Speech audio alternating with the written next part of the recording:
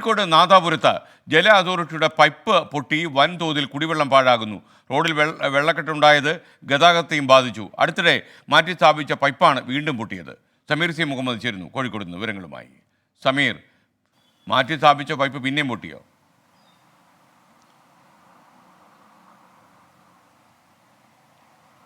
SKN മാറ്റി സ്ഥാപിച്ച pipe തന്നെയാണ് വീണ്ടും പൊട്ടിയിരുന്നത്. കഴിഞ്ഞ ദിവസമാണ് ഇവിടെ പണി നടക്കുകയും പിന്നീട് പുതിയ പൈപ്പുകൾ ഇടുകയും ചെയ്തത്. അതാണ് വീണ്ടും പൊട്ടിയിരിക്കുന്നത്. ഇന്ന് പുലർച്ചെ 4 മണിയോട് കൂടിയാണ് ഇത്തരമൊരു സംഭവം ഉണ്ടായത്. ഇതേ തുടർന്നാണ് അവിടേക്ക് വലിയ രീതിയിലുള്ള ഒരു വെള്ളം റോഡിലേക്ക് തന്നെ കയറുന്ന ഒരു ഘട്ടം ഉണ്ടാവുകയും ചെയ്തത്.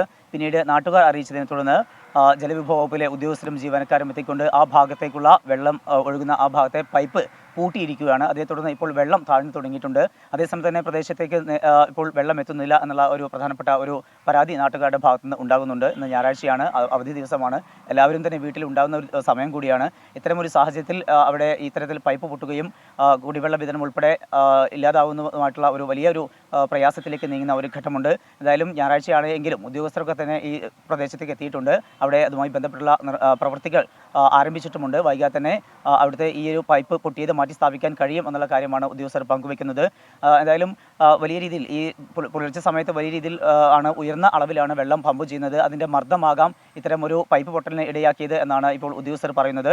എന്തായാലും ആ പൈപ്പ് മാറ്റി സ്ഥാപിക്കാനുള്ള നടപടികൾ ആരംഭിച്ചിട്ടുണ്ട്.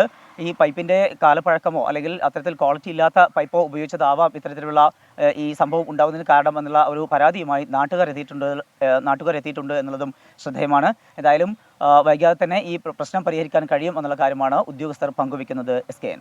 Okay, thank you Sameer C Muhammad.